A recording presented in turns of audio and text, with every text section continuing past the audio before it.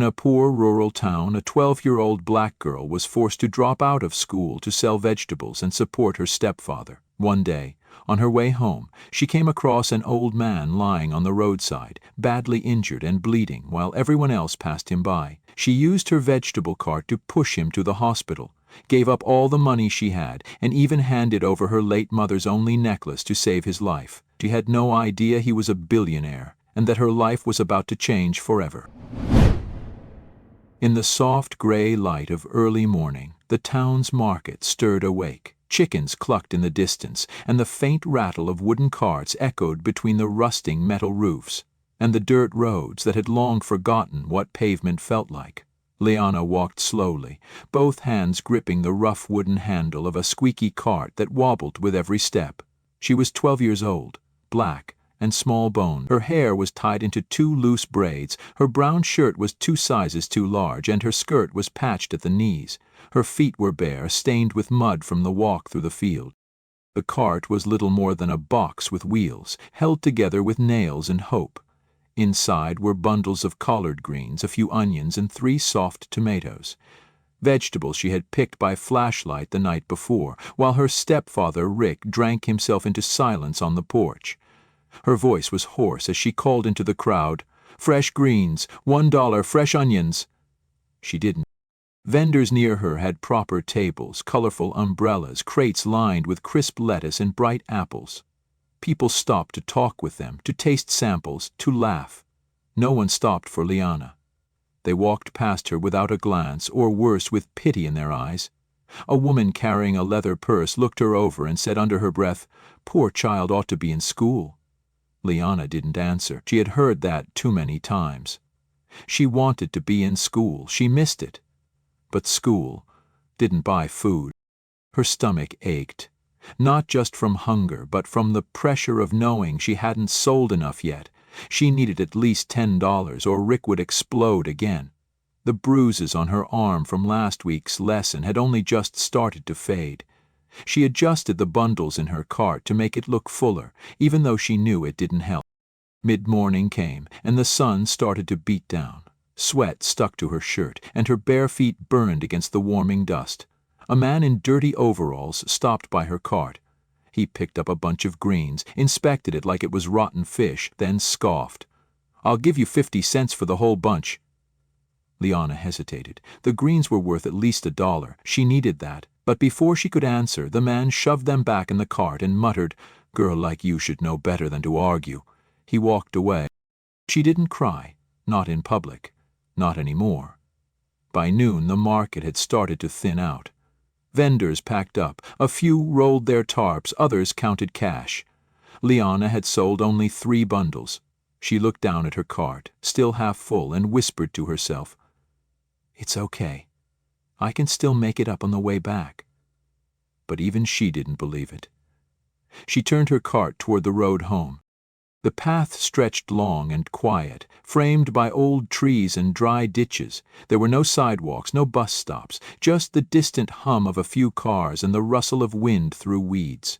Liana walked slowly, her fingers sore from gripping the cart, her legs tired from standing. Her mind played through the scene she would face at home. Rick's face when he saw the money, his silence turning into rage. Then it happened. The sound hit her first, a screech, a heavy thud, and the soft echo of something rolling off the pavement. She froze, her breath caught in her throat.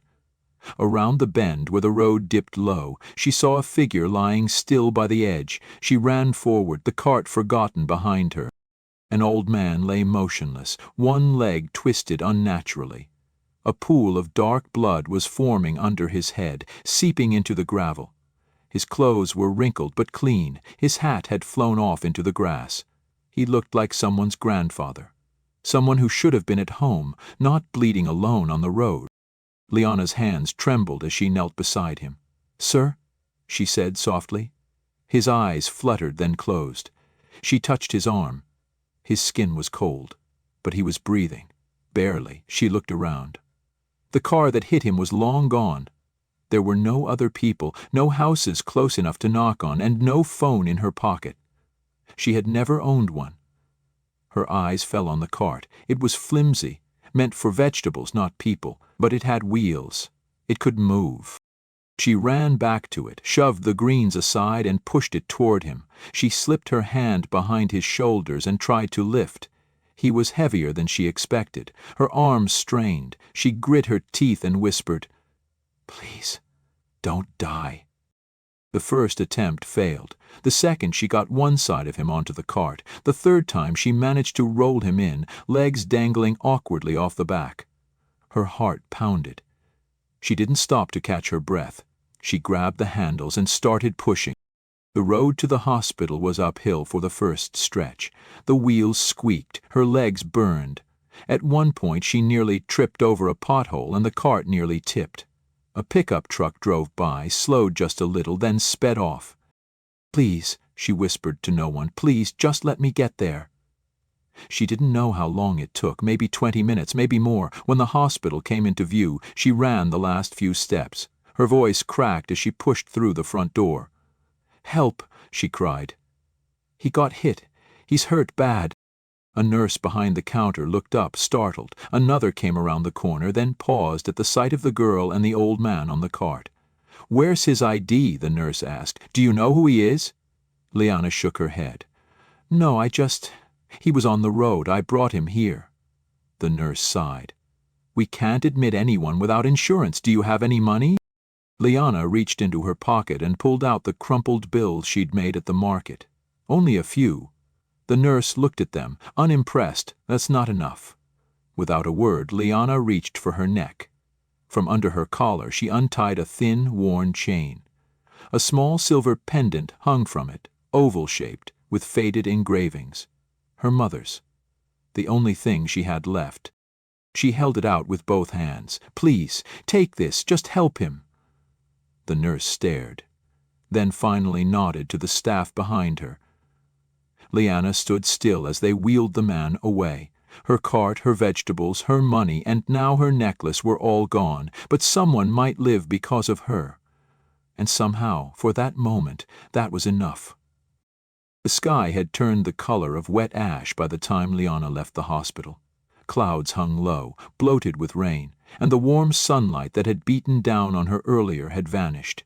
She walked slowly, arms sore, legs heavy, her chest still rising and falling as if it hadn't caught up with what just happened.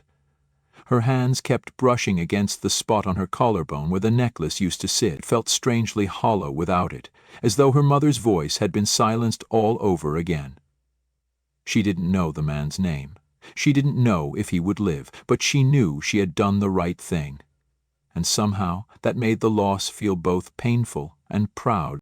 The walk back home was long and quiet. Her cart was still at the hospital entrance, but the vegetables were gone. Someone had taken them. She didn't blame them.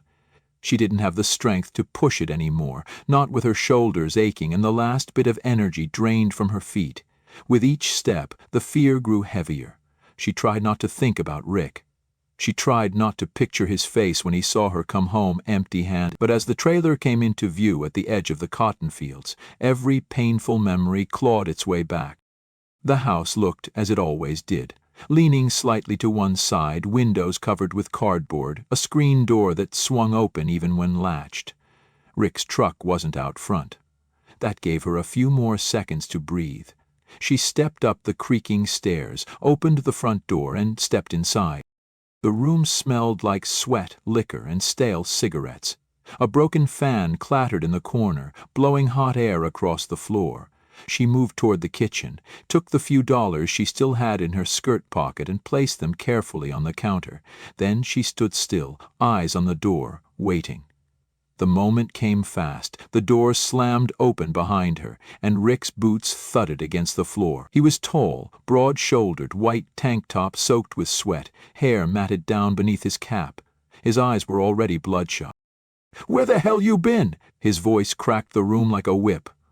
I was selling at the market," Liana said, her voice barely steady. Rick looked at the small stack of bills on the counter, then turned back to her with a twisted sneer. "That's it? After all day? That's what you bring me?" "I tried," she said quietly. "I really tried." He took 2 steps forward. "Tried, huh? Tried ain't good enough, girl. Try don't pay the damn bills. I had to help someone, she said before she could stop herself. An old man got hit by a car. I brought him to the hospital. I gave them what I had.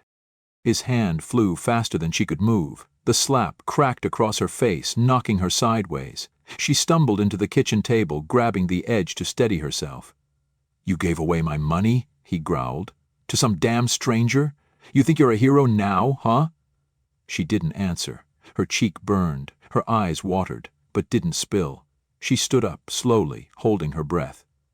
What else did you give them? Rick asked, voice low and dangerous. She hesitated, then she whispered, Mama's necklace. For a second, everything froze. Rick stared at her like she'd spoken a curse. That necklace was silver, he said slowly, stepping toward her. That was worth something. I know, she whispered, but he would have died. Rick's hand grabbed her arm so tight she winced. You don't get to make choices like that, he snarled. You live in my house, you do what I say. You don't give away what ain't yours to give. It was mine, she said softly. Mama left it to me. That was the wrong thing to say. He shoved her, hard. She fell against the wall, hit her shoulder, then the floor. Her breath caught in her chest. She could feel the bruise blooming already. Rick paced the room like a dog, muttering to himself, shaking his head. You think you're better than me, huh? Saving people? Wearing that thing around like it means something. He turned to her, voice rising. You know what? Get out. Get your sorry little self out of my house. Leanna didn't move at first. Her ears rang, her arms stung. She sat up slowly. I said get out, he shouted again, grabbing the front door and throwing it open. She stood on shaky legs, eyes still on the floor. She wanted to scream, she wanted to cry, but she did neither. She just walked out. Rain had started to fall, slow, warm, steady. It soaked her hair within seconds. She stood on the porch for a moment, then stepped down into the mud. The screen door slammed behind her. She didn't look back. She walked past the fields, her feet squishing into the dirt, her clothes clinging to her skin. There was no plan, no destination, just a way, just not there. By the time she reached the edge of town, it was nearly dark. She found an old bench near the bus stop, sat down, and wrapped her arms around herself. The street lights flickered. A car passed, its headlights bright against the rain. She didn't wave. No one would have stopped anyway. Her thoughts circled the same way they always did when things got quiet. Mama's voice reading to her at night. The way her fingers used to fix Liana's braids. The way she kissed her forehead before work, even on the morning she was dead tired.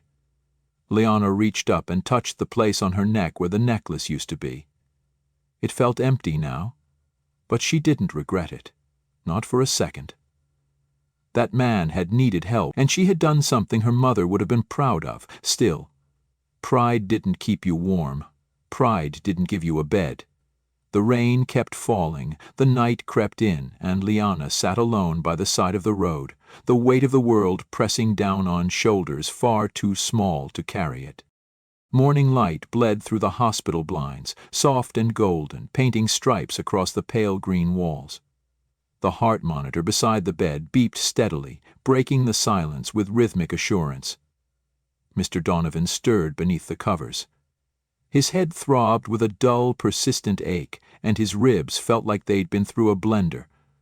He blinked slowly, confused by the sterile light, the tubes in his arm, the oxygen clipped to his nose. He turned his head and squinted toward the window. It wasn't familiar, none of it was. The last thing he remembered was walking, just walking, without a purpose, without a phone, without telling anyone. He hadn't meant to wander that far. He hadn't meant to disappear. But the truth was, Donovan hadn't meant to do much of anything since the accident a year ago. Since the car crash that took his wife and daughter, he had become a shell of the man people used to know, once a respected architect, a generous donor, a man people greeted with smiles. He had now become something brittle and silent. He rarely left his estate. That day, though, he had put on his old wool coat and simply walked out. The pain had sat too long behind his ribs. He hadn't wanted to remember anything. And yet, now he was awake and alive. A nurse entered the room with a chart in hand, her shoes squeaking softly against the floor. She looked up, startled to see his eyes open. "Good morning," she said, quickly recovering. "You gave us a scare." Donovan's voice was hoarse. "What happened?" "You were hit by a vehicle," she said, checking the IV drip. "Right on the edge of town. No ID, no phone. You weren't carrying anything, just that coat." She paused, flipping through the chart. "You were unconscious when you arrived. It's been almost 12 hours. He winced as he shifted in the bed. "Who brought me in?" The nurse paused, then looked back at him. "A girl," she said. "Young, maybe 12. She pushed you in here on a cart." "A cart?" "Yes, like a homemade cart, full of vegetables. She moved you by herself. It took her a while, we think. She was soaked with sweat when she got here. Said you were bleeding out on the road and no one would stop." Donovan stared at the ceiling. The ache in his chest had nothing to do with broken bones. "She gave us everything she had," the nurse continued, lowering her voice. "Didn't even know your name. Handed over a few dollars, and when that wasn't enough, she gave up her necklace, said it was real silver. That's how we admitted you." A silence settled between them. "What's her name?" he asked quietly. The nurse hesitated. She didn't say. Donovan turned his head, eyes narrowing. "I need to find her." The nurse raised an eyebrow. "You're in no shape." "I said," he interrupted, firmer now, "I need to find her." The nurse nodded slowly, sensing this wasn't a request. "I'll inform the hospital director. Your assistant has been trying to reach you since last night. I'll let them know you're awake."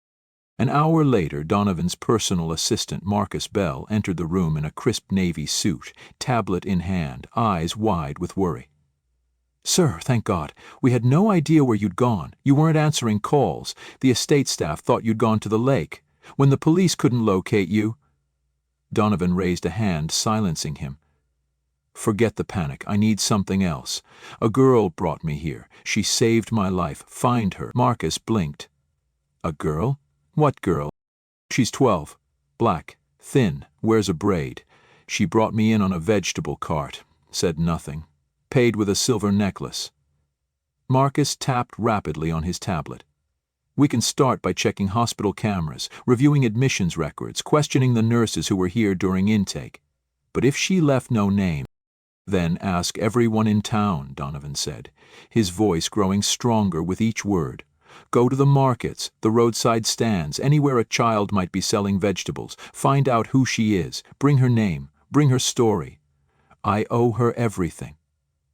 Marcus hesitated. "Do you want me to alert the press? I mean, if this becomes public?" "No," Donovan cut in. "Not yet. Not until I speak to her." Later that afternoon, while Marcus began his search, Donovan sat upright in bed, eyes fixed on the hospital window, watching the wind push against the trees outside. The world had been gray and still for so long, but today it moved. A girl who owed him nothing had carried his broken body across town just to save him. No cameras, no praise. Just kindness.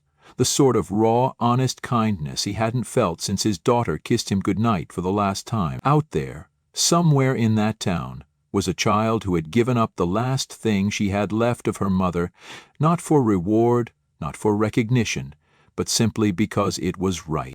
The morning after the rain, the bus stop on Willow Street still glistened with puddles. The concrete was damp, the air thick with the scent of wet paper and rusting metal. Flies buzzed around the corner where a rusted trash bin leaned crookedly under the shelter, and there, curled up beside it, sat Liana. Her knees were drawn to her chest, arms wrapped tight around them, her head resting sideways as she drifted between sleep and that hollow place where dreams couldn't reach. Her clothes were soaked through from the night before, now dry in patches but clinging to her skin with the stiffness of cold fabric. Her hair had come loose from its braids. Strands clung to her cheek, where the bruise Rick had left still glowed under the skin. She hadn't moved much since midnight. A few cars had passed. A man walked by with coffee and didn't stop. One woman slowed, stared, and then turned away. She hadn't asked for help. She hadn't asked for anything, because deep down she still thought maybe, just maybe, she would wake up and it would all be gone. Rick's shouting, The sting of his slap, the silence of her mother's necklace no longer there, but each time she opened her eyes, the same damp sidewalk and empty street greeted her. At the other end of town, Donovan stepped carefully into a black SUV, his left arm still in a sling, ribs tightly wrapped beneath his shirt. Marcus opened the door and slid in beside him, holding a folder. "I think we found her," he said. Donovan didn't speak. He simply reached for the folder and flipped it open. Inside were 2 printed photographs, grainy stills from a market security camera. In both, the same girl, thin, dark-skinned, pulling a cart of vegetables, looked toward the camera with eyes too old for her age. Another nurse had remembered her, said she asked no questions and refused to sit inside while the man was being taken back, that she left silently, shoulders soaked, without waiting for a thank you. The last clue came from an elderly vendor who had seen her at the market almost every week and remembered her name, Liana. "She hasn't been seen since yesterday," Marcus said. "Word is she lives with a man named Rick, a drunk who's not her real father, but when we checked the trailer this morning she wasn't there." "She won't be," Donovan said quietly. "People to her out." They drove in silence for a few minutes, then Donovan leaned forward. "Take me to the bus stop near the auto garage on Willow. That's where she'd go if she had nowhere else." Marcus raised an eyebrow but said nothing. He'd worked with Donovan for years, and he'd never seen the man like this. Insistent, driven not by business or legal obligation, but by something else entirely. Something deeper. Something personal. The SUV slowed as they turned the corner, the sun barely above the rooftops. From the passenger window, Donovan saw the shelter. A cracked bench, a crooked trash bin, and the girl. She sat exactly as the nurse had described her. Thin, wet, still. Her chin rested on her knees and her arms hugged herself like she was the only warmth she had left. "Stop the car," Donovan said. Marcus pulled over. Donovan opened the door slowly and stepped out, careful not to aggravate the bruises along his ribs. The pavement was uneven, still slick from the rain. He walked slowly toward her, not wanting to startle her. Liana didn't look up. She heard footsteps, but they didn't register. She had stopped expecting kindness from footsteps. Then she heard a voice. "I believe you have something of mine." Her eyes blinked open slowly. She turned, unsure if she had heard right. Standing a few feet away was the man, Sire, the one from the cart. He looked cleaner now, his face less pale, but his eyes still held that dazed softness she remembered. He was older than she first thought, with silver dusting the edges of his beard and lines around his eyes that spoke of grief, not age. She didn't speak. She didn't move. He took a slow step closer and reached into his coat pocket. From it he pulled a small cloth bundle. Unwrapped, inside, was her mother's necklace. Cleaned, polished, the silver gleaming under the morning sun. "I believe," he said gently, "you gave this to save my life." Liana stared at it, her throat tightened. The necklace sat in his palm like it had never left her, but she knew it had. Giving it up had felt like cutting a piece of her mother away, and now it was back, offered to her by the very man it had saved. "I don't want anything from you," she said, her voice dry. "I'm not here to give charity," Donovan said. "I'm here because you did something no one else did. You stopped. You acted. You gave the last thing you had." She looked at him, finally meeting his eyes. "It was my mama's." "I figured it was," he said. "She raised you right." Liana stood slowly, her legs trembled slightly from the cold, the hunger, the long night alone. He didn't reach for the necklace yet. She just looked at him, unsure of what came next. "Where would you come?" she asked. "Because people don't do what you did," Donovan said. "Not anymore. Not without cameras, not without someone clapping, but you did. And I'm not letting that disappear." She looked away. "I don't got nowhere to go." "You do now," he said, "if you want it." He didn't step closer. He didn't offer his hand. He just stood there, holding the necklace between them like a bridge, not a gift. After a long pause, she reached out, slowly, and took it. Her fingers brushed his for a second, then curled around the silver pendant. She looked at it like she was seeing it for the first time. Donovan glanced back at the SUV, then back at her. "I'm not your father. I'm not trying to be. But if you come with me, I'll make sure you don't have to sleep on concrete again." Liana didn't answer right away. But she didn't walk away either, and that was enough. 3 years passed, and the town changed in small ways. Some roads were repaved, the old market got new paint, and the hospital added a new wing named after a donor no one had seen until the groundbreaking.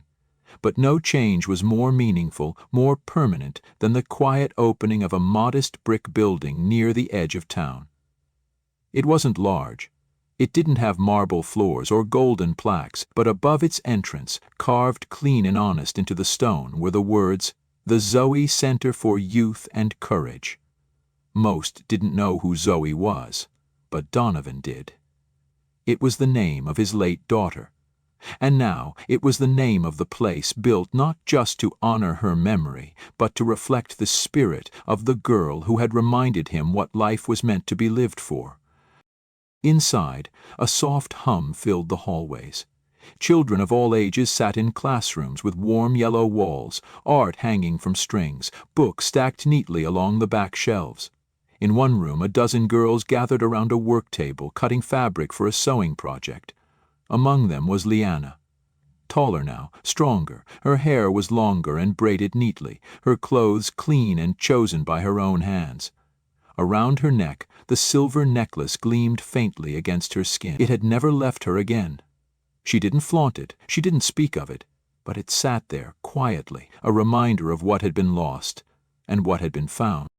Donovan stood in the hallway, watching from the doorway. His cane rested lightly in his right hand, more habit than necessity now.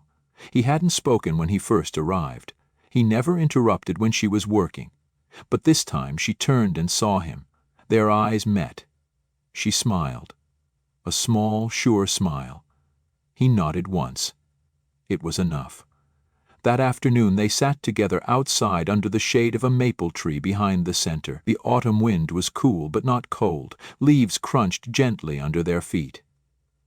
"I never asked," Liana said, looking out toward the playground where some younger kids were running. "Why did you name it after her and not me?" Donovan looked at her, then at the leaves falling from the tree. His voice was low. "Because what you gave me brought her back. Not in the way I expected, but in the way that matters." Liana looked down at her hands. "She must have been kind. She was brave," he said. "But I don't think even she would have done what you did." Liana didn't answer right away. Then she said, "I didn't do it to be remembered." "I know," he said. "That's why I'll never forget it." They sat for a while longer in silence. Eventually, Liana leaned her head gently against his shoulder, not like a daughter needing rescue, but like a person finally allowed to rest. The center grew over time. More children came. Some were lost. Some had been hurt. Some were angry at the world, but all of them, in some small way, came to heal. And Liana was there through it all, tutoring, cooking, listening, never loud, never flashy, just steady. Years later, when someone asked Donovan why he had changed, why a reclusive, grieving man had suddenly poured himself into helping children who weren't his, he said, "Because once, when I had nothing left, a girl gave me everything she had, including the one piece of her mother she still carried. She never asked for anything in return, but I owed her the rest of my life." And in the quiet rooms of that center, where laughter replaced silence and hope replaced hunger, the gift she gave that day on the road, tired, bruised, with nothing left but a silver chain and a beating heart, kept giving again and again. Liana never returned to Rick's house. She never asked what became of him. Some things, once left behind, are best left buried. She didn't need to look back. Because the silver that came back to her was more than a necklace. It was proof that kindness, when given without condition, can change the course of more than one life. It can build a home, and she had built one. Join us to share meaningful stories by hitting the like and subscribe buttons. Don't forget to turn on the notification bell to start your day with profound lessons and heartfelt empathy.